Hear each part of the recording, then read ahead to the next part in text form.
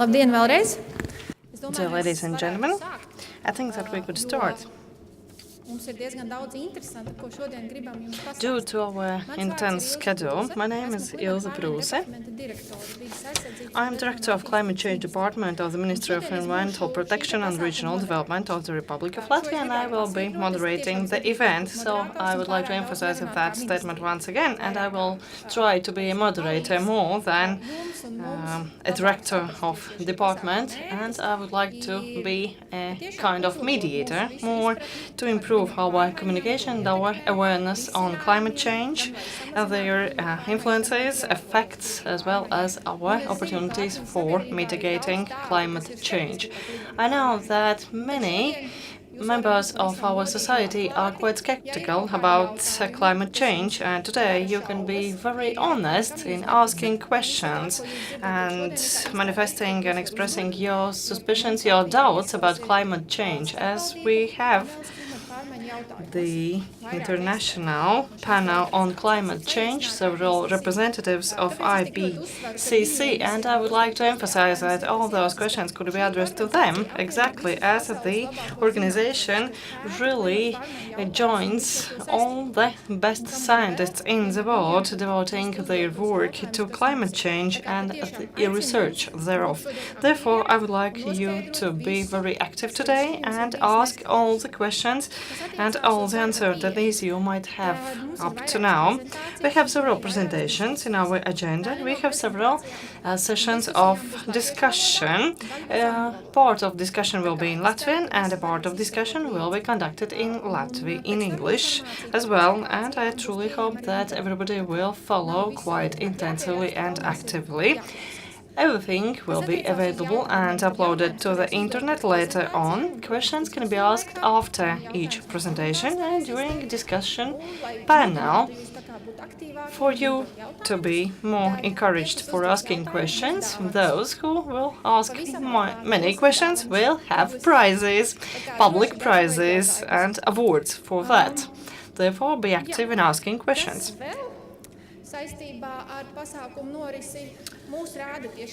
We are streamlined on the website of the Ministry and portal Delphi, as well as IPCC, and those who will be shown can really have their greetings to their relatives and some friends. And perhaps you can also re-watch that again later on for some specific questions. Photos will be taken and some messages and posts will be sent during this event. And if you wish to tweet and post as well on any other social media, we will be happy about that. For active Twitter users, I would like to mention hashtag IPCC Latvia. It is quite easy. And information can be found on our event by that hashtag. That would be all as regards technical announcements. And to conclude, I would like to wish you fruitful and reactive and intense dialogue and conversation, as well as discussion, and may all the questions are cleared.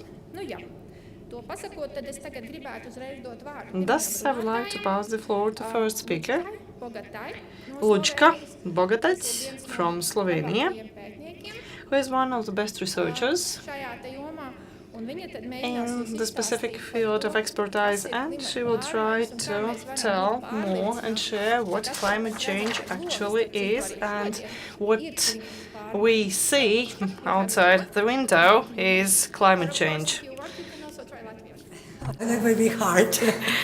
Hello, everybody. Thank you for this opportunity to be here. It's my first time to Latvia. And I obviously brought the wrong clothes because I thought I was going north, but I can see that you're experiencing a heat wave, which might be connected to the thing I'm going to talk about.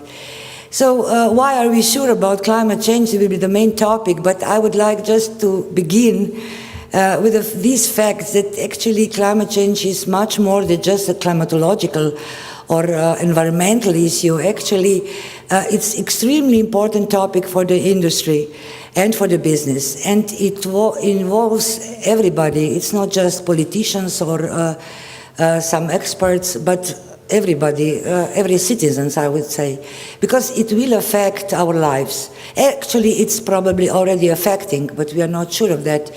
It's not just about environment, it's about our future jobs, our health, and also national security, which is a quite important topic everywhere. So it's a large issue, and we should talk about it.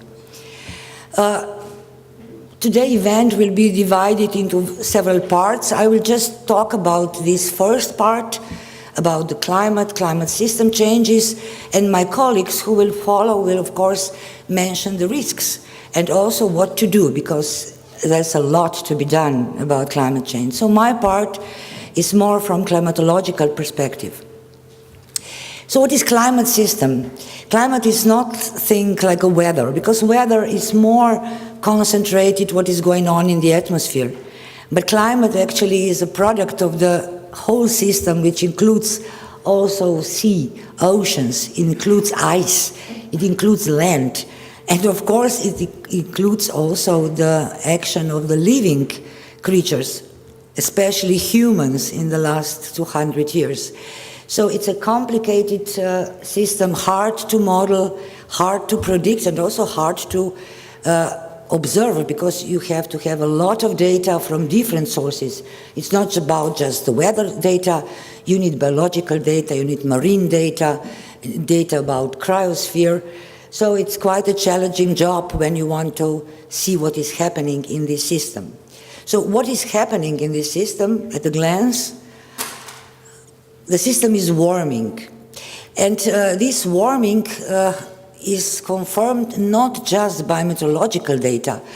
As I said, it's a complex system, and I just hope it, okay, sorry.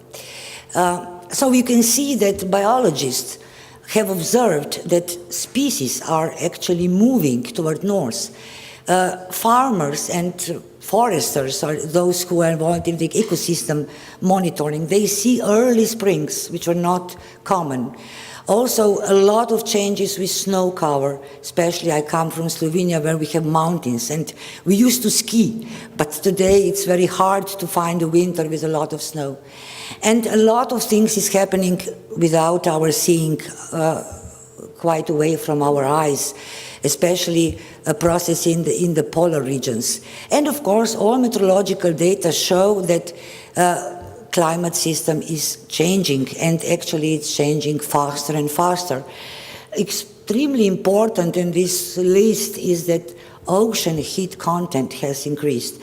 And you know, oceans, they store heat. They store heat forever if we compare that to our lifetime. So that's why climate change is here to stay. It will not go away. It's still in our hands how much climate will change in the future, but it's here for our children, grandchildren, great-grandchildren. So it's a lot of data pointing in the same direction. So why do we have a warming world? The science has more or less linked the root cause of climate change as in our energy policy, actually. So climate change, to make it short, the reasons is practically an energy problem. So we can see that it's not the whole human history, but still, even from the time that we knew that climate change is going to happen, we still increase the use of fossil fuels. Of course, we also increase some biomass use, and we also now have renewables, but the share of renewables in global world is still very, very low. So what we do with all this energy? We burn it. It's a bit sad. We still do it like cavemen. We put oil on fire, but this fire is more sophisticated than it used to be. So when you burn fossil fuels, what comes out is CO2, water, and air pollution, or aerosols. And of course, these two graphs are very linked. As fossil fuel use goes up, so does the CO2 emission. And I must mention it's not just energy, it's also land use. So we have a proportion of CO2 put into the atmosphere by humans when we deforestate forests around the world. In last 1,000 years, there is an approximation that we lost about half of the world forest. And of course, when we do it for agricultural purposes, this land, we produce also CO2 from the ground. So where does CO2 go? It comes, as I said, from burning, from land use change. Actually, about half of the CO2 is put into the atmosphere, and it stays there for a long, long period that is about hundreds of years. Some of the CO2, we are very lucky, is dissolved in the ocean, and some is actually inbuilt into the vegetation. So this is good. So nature is sponsoring us by this third that goes into the biomass. This is not so well, as I mentioned, because when you put CO2 into the water, you get ocean acidification, pH drops. This can be a huge problem for the marine life in the future.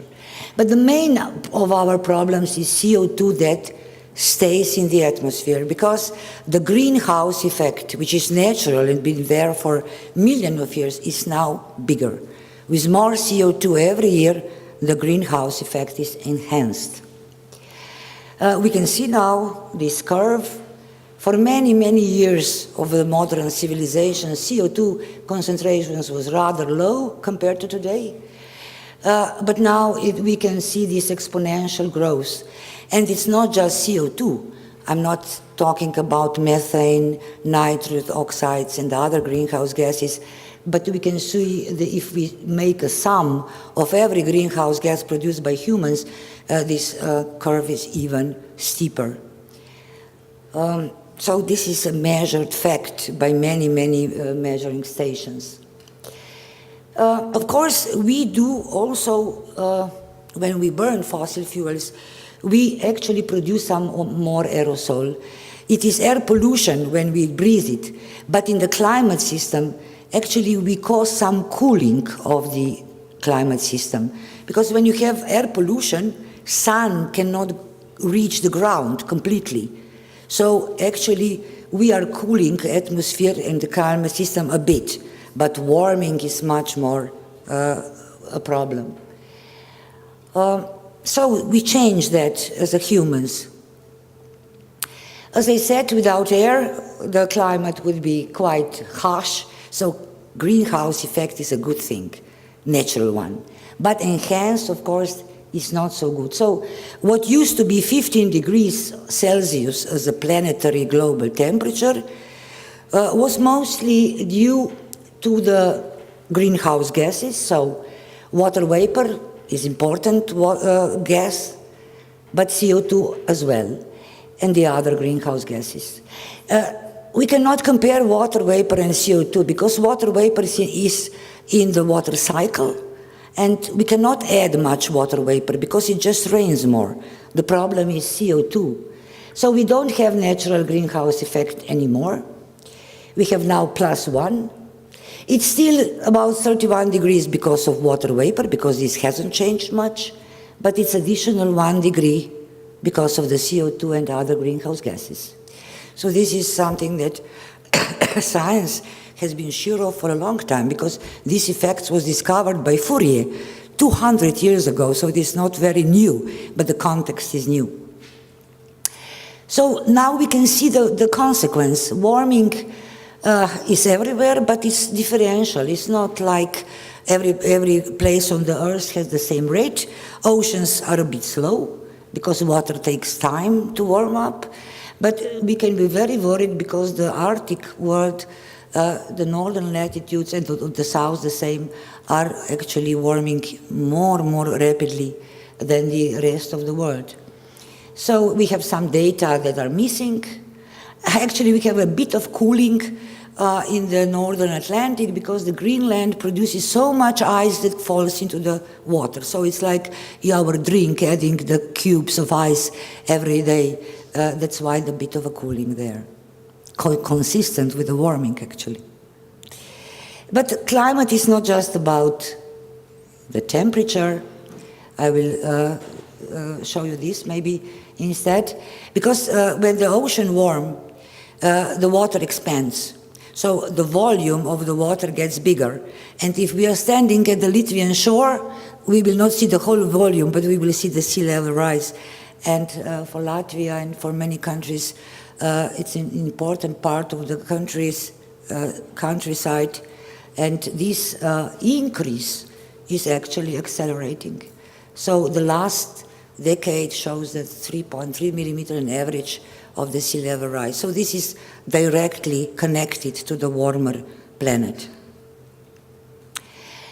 So what about water? If the whole world is warming, we are all in the same boat regarding that. With the water, there are huge differences.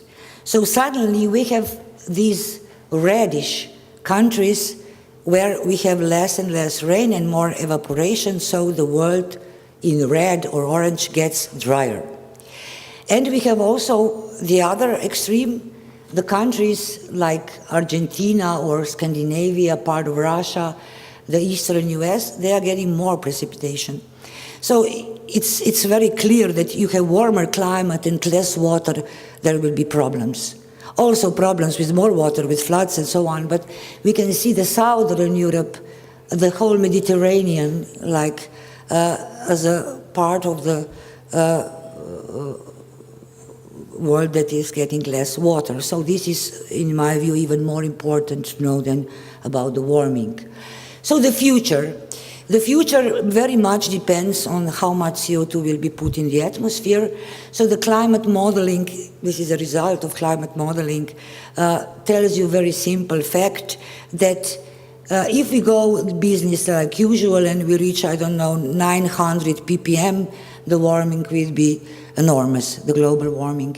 But if we do some changes in our energy policy and energy efficiency, we can maybe limit climate change below 2 degrees, but of course concentration of CO2 has to change much below 500 ppm is equivalent, or even less than 400 only for CO2. This is one product of the model. The more CO2, the more temperature rise. But actually climate models do more. They do sort of more sophisticated results, so we can see warming by regions. Actually, we do climate models for all these options. So we call these options of our future, our futures. So actually, scenarios has to be done on different scale. So one of the results show you the best case scenario. So when we really limit our emissions, it's called, this is not a very nice name, but it's technical, and this is the worst case.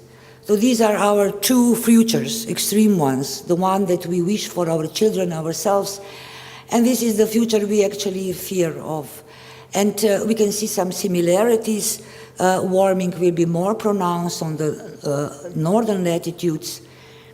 It will be differential, and the ecosystems may survive this scenario, but probably in this case we will lose a lot of worse ecosystems which support our lives. So I don't want to be too smart what the life could look in this world, because we don't know. Nobody can predict. And we do the same for the precipitation. And we actually see the trends that are already observed continue. So again, Mediterranean area with less water, Africa, Australia, and so on. But in case of the worst case scenario, we can see the majority of land where people live will be drier, which means huge problems, not just because of the temperature, but because of the less water. So people will talk about that later. We can also use regional models, which give the future into the more detail. So we can see the winter and summer for the Northern Europe and the precipitation change. So I guess that we will talk about climate change scenarios for Latvia later. Just to let you know that in IPCC, also on the stick you have got, you can see also results of the regional models that can tell you more details about your country and your neighboring countries, what are people usually the most interested in. The sea level will go up. There is no doubt. The only question is how much. So we can see that in the case of the worst case scenario, we can go up to the margins of uncertainty up to 1 meter, while in the best case we can sort of by the end of the century get 30 centimeters sea level rise. Okay, so I will conclude. Of course, impacts are already here. Everywhere. It's not just about Europe, it's about poor, about rich countries, and we will talk about that in the continuation. Just this to show you this as maybe my last slide. I've heard people saying climate change is something that my children should worry, or my grandchildren. Actually, these data showing about extreme weather, which is already also connected to climate change, tell you all. 30 years ago, we had about 200 real weather catastrophes over the world. Now we are hitting for 3 times more. So climate change is here, observable. Just keep your eyes open. Thank you. Very much, Lučka. So now we have a short time for questions. Please prepare some, and I would like to remind for those who will come up with questions, we have some presents. The first who will ask the question will see what kind of present it is, but I can assure you that it is a very valuable one. And let me maybe ask the first question to Lučka. You were explaining the processes of global warming and climate change. I have a question. How can we know that what we currently observe is not of natural cause? How can we be sure that it is anthropogenic? How can we be sure that it is human-induced? Yes, this is a question that IPCC research and people always put first. And then the process, when we say that we are almost certain now that it's anthropogenic, comes from the deduction that we actually analyze every possible cause, other cause like sun activity or internal variability in the system, or volcanoes, for instance. There are a lot of phenomena in the climate system, and we really monitor their influence. So then we later put that into the numbers. There are ways how to calculate in the watts per square meter how much sun radiation has changed. Of course, there are fluctuations. Sun is not like a bulb, just putting it off and it shines the same way. But all these changes are extremely small in the last 100 years. So there's no way they can change so much temperature like it is made on observation. So yes, everything is investigated into detail. So far, the only obvious cause are humans. Okay, thank you. So, do we have some questions from the audience?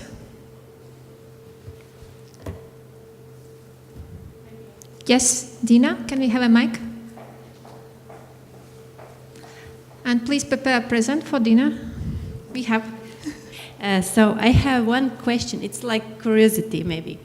You are traveling around many regions, around many countries, and maybe you can tell us in which regions these concerns about climate change at current moment are maybe the most highest, and in which countries maybe scientists are talking much, and in which countries maybe these solutions are already presented and implemented in the reality. So which regions are the most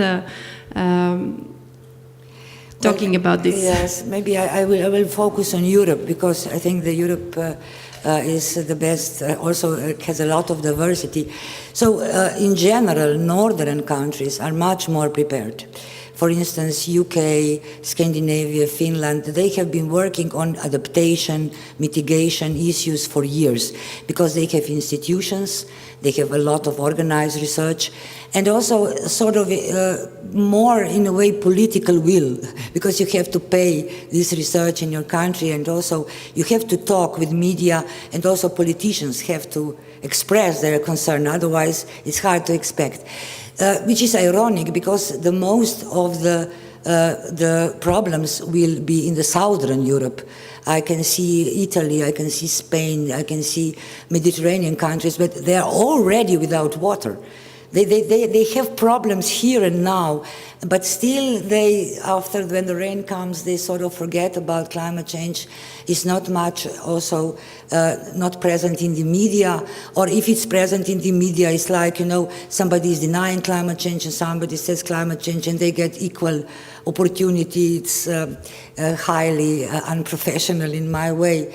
But also I think that some countries may not feel climate change yet, and this is dangerous. And I would maybe put Latvia in that category, because maybe the effects are not so obvious. You had some extreme weather, but maybe you don't see it. And in that case, actually, the public awareness is low. Because unfortunately, people start to think when they see the problem in their home, in the front of their eyes. So I would be very cautious about such countries as well. And also what I see in general, now I'm talking about the whole world, it's high time that we put climate change in the curriculum of the education in the lowest level, in the primary school, because all these children will have to live with climate change. And it's so unfair that we don't teach them what to expect, how to react, how to actually participate in the process and the political process. So I think this is something that is dangerous right now, and I think it's high time we change it. Thank you very much, Luchka. Just to explain what was in the present. In the present, there was a flash with all the information from the IPCC on climate change, with all the materials, pictures, graphs, and explanations of what is today told and even more. So it is very valuable present, I think. Are there any other questions at this point? We will still be presenting those presents, yes. Okay, here's one. There are a few more. Here. It will be well.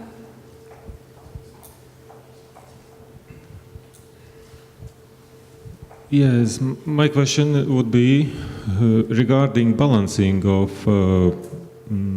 climate change challenges and need for more renewable energy with possible economical development of countries and influence on that.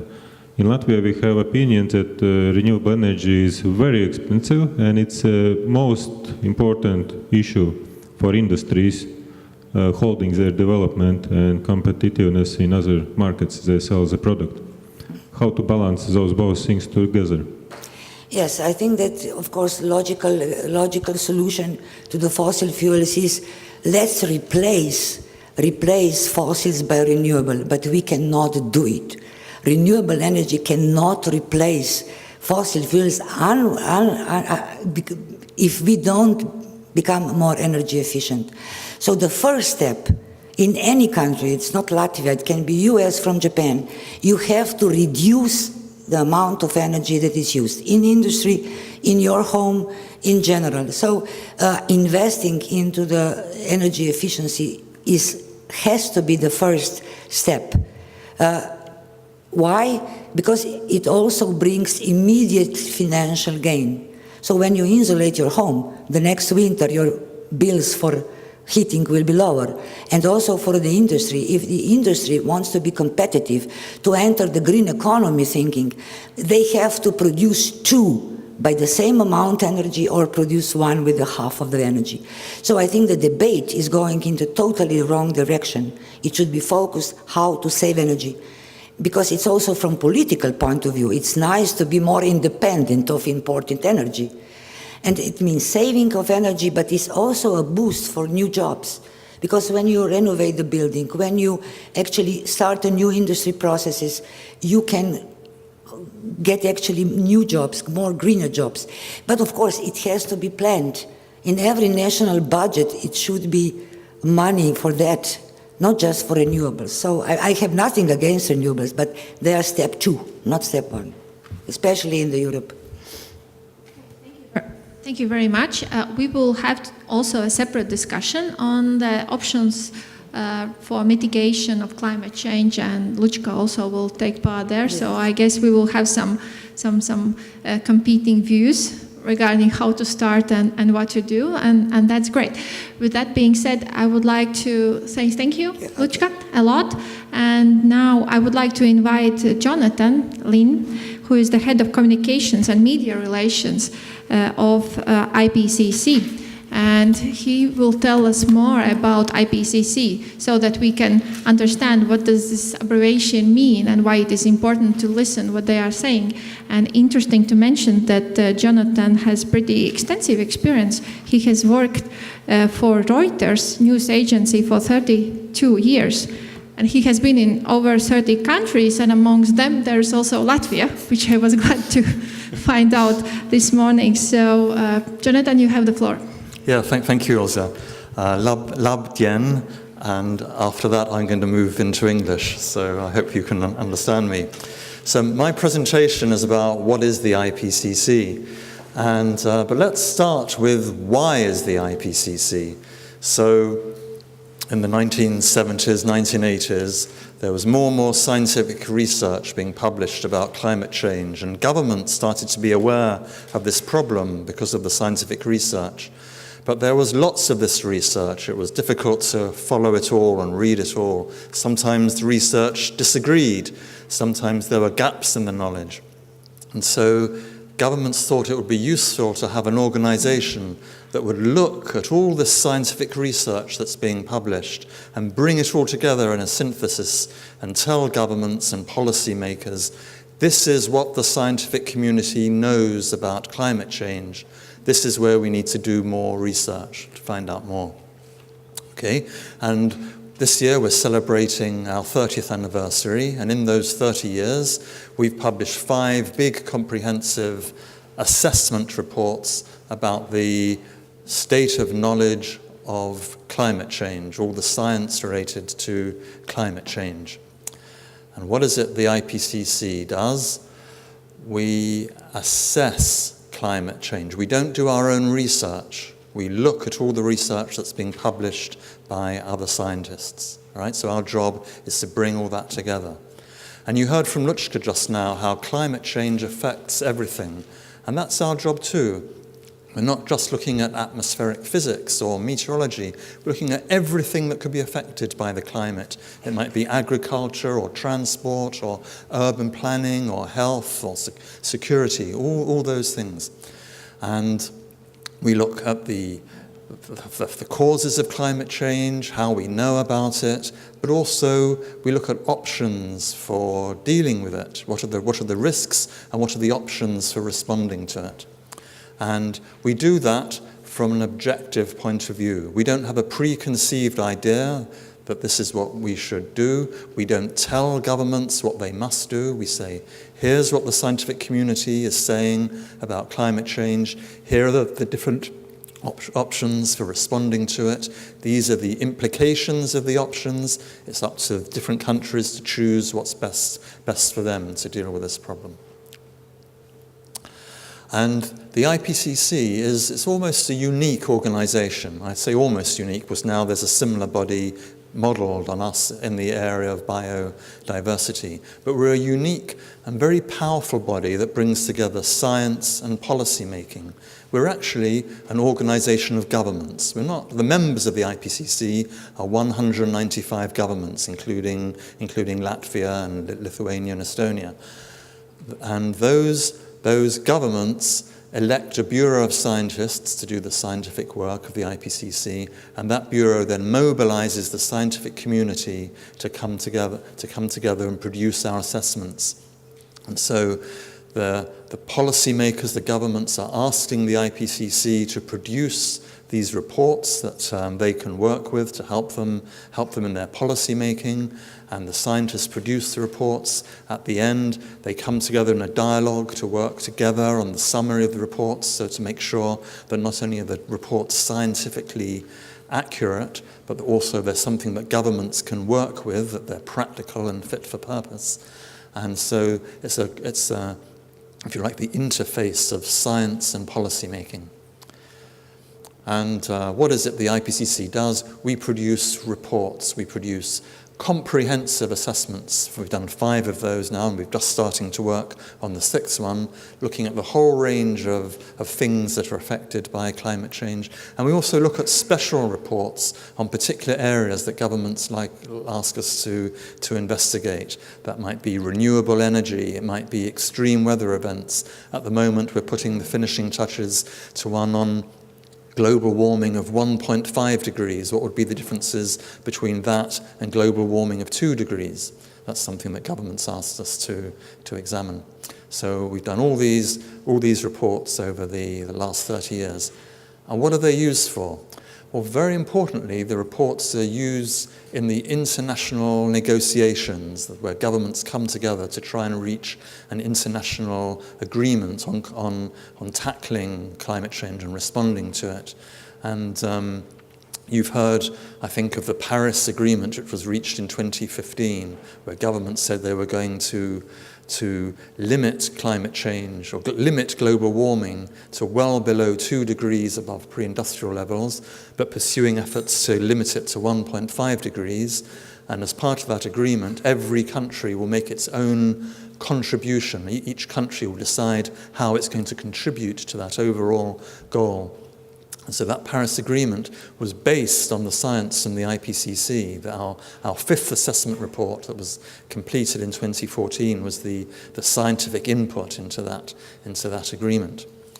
And the other thing that our reports are used for is for national policy making. We're a tool, we provide a tool for governments and for parliamentarians, governments, the national government, and here you can see the parliament in Riga, but also municipal governments and provincial governments, even villages, and other decision makers as well, businesses. We provide people with the information they need to take good decisions based on scientific evidence. And what has been the results of those 5 big reports? Well, the first report in 1990 actually led to the creation of the UN Climate Convention.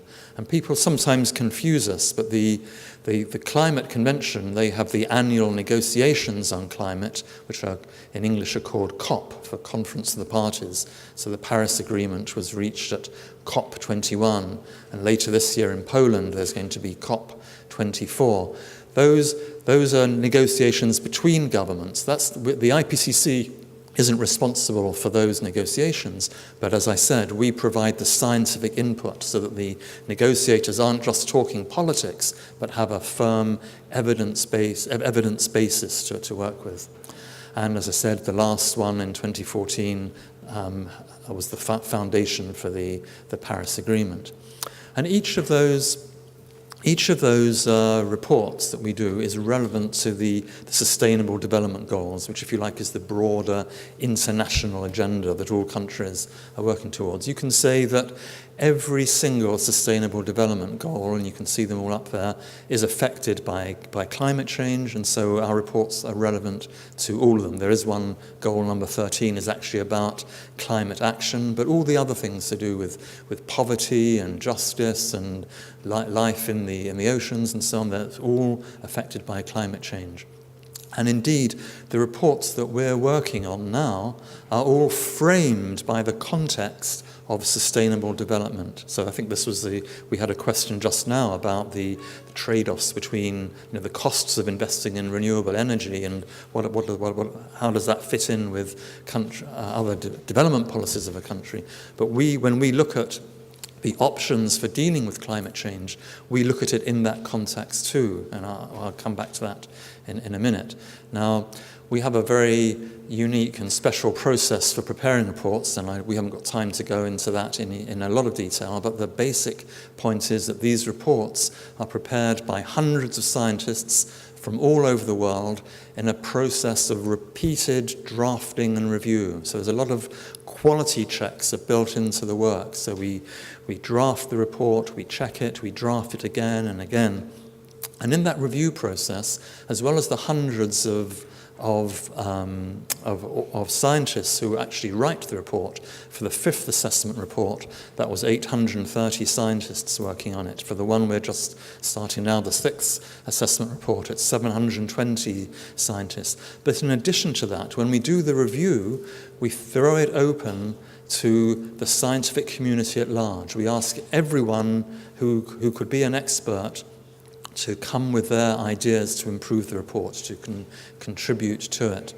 And to be an expert reviewer of the IPCC, you don't need any special qualifications. It's enough for you to say, I'm an expert, I can contribute to this report. I think this is very interesting what you've written here, but I think you've missed an important piece of research that I read, and here's the reference to the scientific paper, and I think you should take that into account when you redraft the report.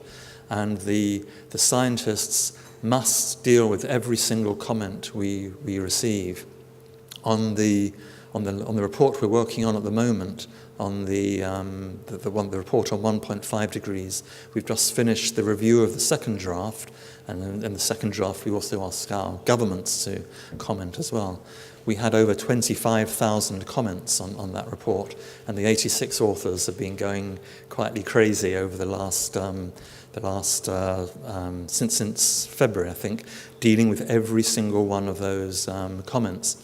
And it's a tremendous vote of confidence in the work of the IPCC that we get so much interest from the scientific community at large, and the fact that we can draw on not only our own authors but also all these experts is again part of the strength of the IPCC.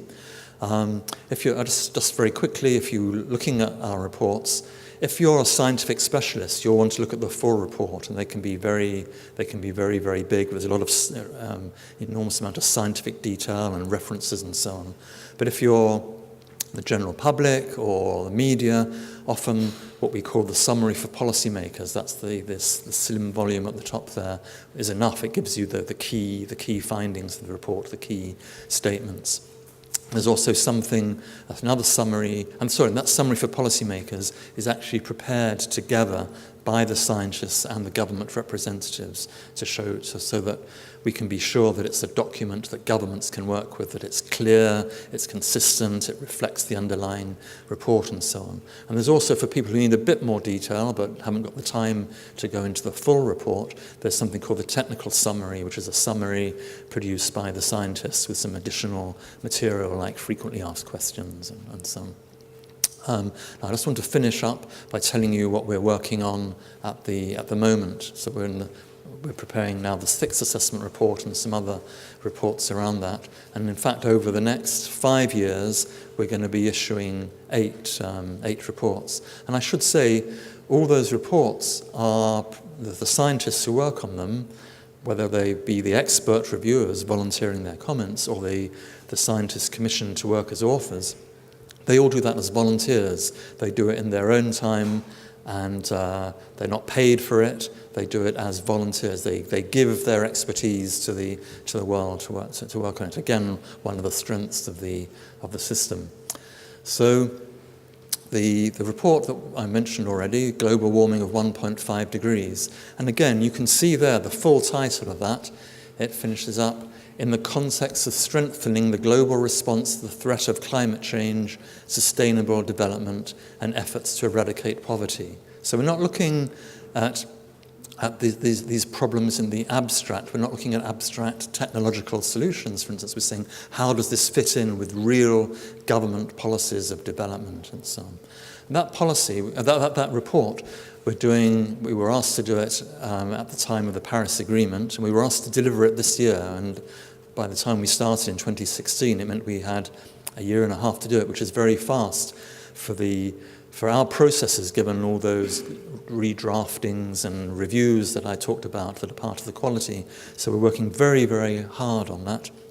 And one of the guys in charge of that process is sitting at the back of the room. He's just arrived. He doesn't have, well, he's taken time off to come to Riga, but normally he has no time at all. That's Professor Partner sitting at the back there, who'll be talking to you in a minute. They've been working extremely hard to get this report ready, because at the COP24, the climate conference in Poland at the end of this year, there's going to be a first review of that goal that was agreed in Paris, the 2 degrees and the 1.5 degrees. And countries are going to say, are we making progress towards that goal? Are we on the right path?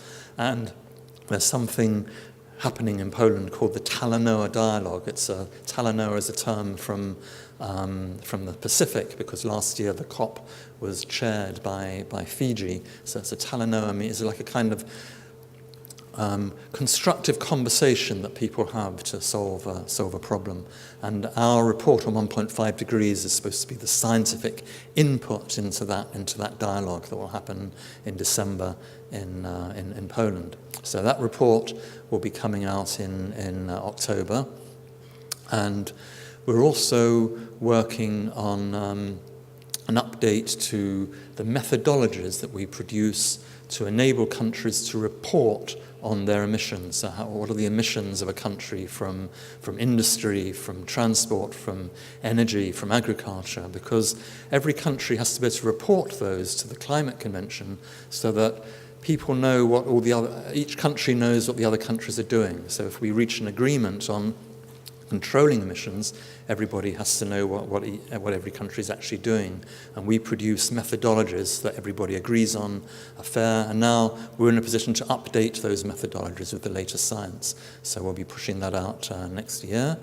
And then we're doing 2 other special reports, one on land use and a whole range of issues around climate change and land, and another one on the ocean and cryosphere. Cryosphere is that the ice caps, glaciers, all of the frozen world, if you like. So those 2 are coming out next year.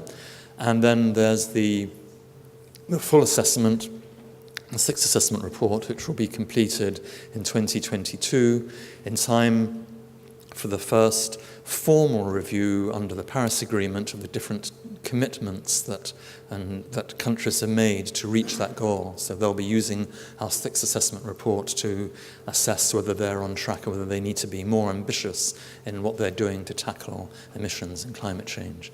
Generally speaking, in all the work we're doing this year, we've got a big focus on cities and climate change, because now more than half of the world's population lives in cities. That's where a lot of the problems of climate change emerge, but where also a lot of the solutions can be found. So just to say that right now we have the expert review of the first order draft of the report on oceans and cryosphere, and you're all cordially invited to provide your comments to that. If you think you have something to contribute, we'd very much welcome that. And you can follow the work of the IPCC. I'd say the easiest way to do it is to follow us on Twitter, because everything that we put out, all the statements and announcements and things, we always link to them on Twitter. So that's a good way to keep in touch. Well, thank you very much.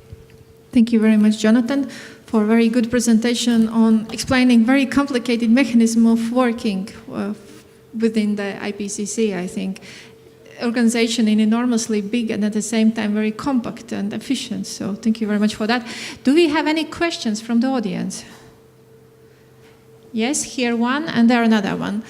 Let's listen to both of them, and then I will give a chance to Jonathan to answer. So, hello. My question would be that your organization and others like it give very much of sound scientific and factual data, and it's available to a wide audience and people know it, but the political and public will to act is still very low. And like the previous speaker said, yes, people are very slow to act on things that aren't in their direct vicinity. But how much of this lack of will to act would you contribute to deliberate muddying of water done by fossil fuel lobbies? Thank you for the question, and let's take the second one as well. Yes, actually I have two. My name is Ains Laksdiņš and I'm from Latvia University of Life Sciences and Technologies located here in Jelgava.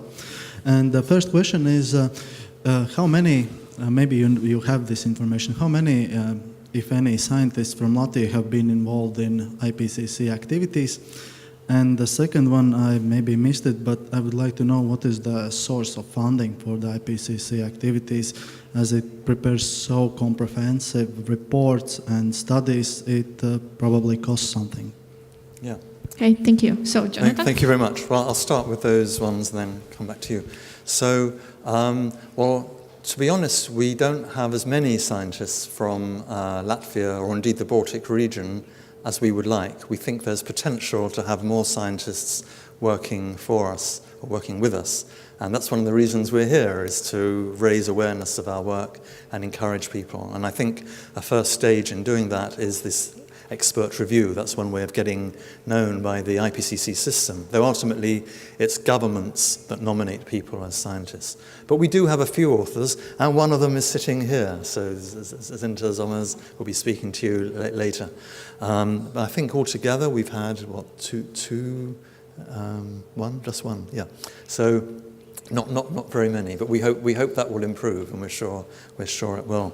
And we're going to be talking actually to the scientific community later this week to discuss ways in which they can get involved. Actually, the most important thing for us, even more important than being an author and more important than being an expert reviewer, is for local scientists to publish their own scientific research that we can then use in our assessments. That's very important. If people don't publish, then we have nothing to do. And once that's done, then they become known in the community as experts, and then somebody will invite them to be an author as well. So I'd encourage you to look at publishing, but also do look at our works as a reviewer as well. Now, how are we funded? Well, I mentioned how the scientists are volunteers, right? Well, our member governments, they're volunteers too. So we, unlike some other international organizations, we don't have a membership fee, either a standard fee or one that's adjusted for the size of the economy. We just ask governments to contribute what they can.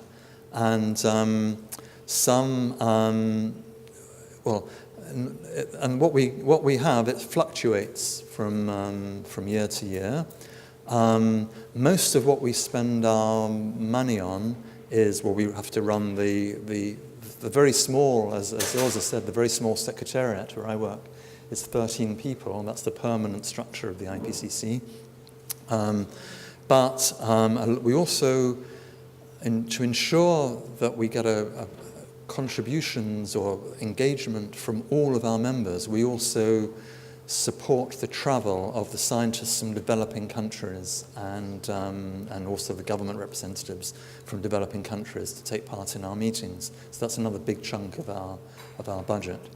And so we do encourage all our members to contribute whatever it is they can. And the more governments that do that, the more it sets an example to other countries to do that.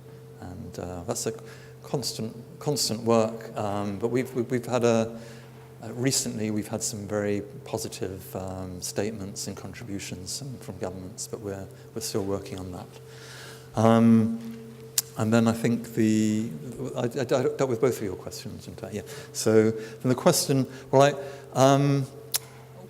why does it take so long for the public to react? And bear in mind, formally, our audience, as far as we're concerned, our audience is policymakers and governments. We're not talking directly to the public, but we know that we need to do a better job talking to the public because governments want us to as well. Governments want our materials to be accessible to non-specialists because climate change affects everybody, and the public, our voters, their taxpayers, the governments want them to be well informed. So we are making efforts to communicate better with with non-specialists, with people. We know we have a lot more to do on that, but we are working specifically on that in the reports that are coming up. I didn't emphasize this perhaps as much as I should have done in my presentation, but a part of our being objective is we really don't tell people what to do, right? The phrase we use is we're policy relevant, we're not policy prescriptive, right? So we lay out, we say this is the situation, these are the things you can do about it, but it's up to you. We do, I hope, communicate the urgency of the problem, but really it's up to governments to take our work and then discuss that with their publics and say, this is the need for action. Now, I don't really want to get into a discussion about the fossil fuel industry, and indeed, some of our authors are drawn from the oil industry, and we get some valuable expertise from them too. But it's clear that in some countries there are groups that are politically concerned about the implications of climate action and advance different arguments. But we think that the arguments or the findings that are presented in our reports are so clear and have the backing of so many scientists that the case for taking action is already very clear. And if you look in detail at our reports, we don't just give the findings, we give like a confidence level. And so how confident is the scientific community of this? What's the level of agreement among the scientific community about this? So we make that clear as well. And you'll find that every single academy of science in the world stands by those findings as well. It's not just the 195 governments that endorse them. It's every Academy of Science too. So the case for people is clear, but maybe it's the governments that then need to mobilize their citizens to take the appropriate action. Thank you very much.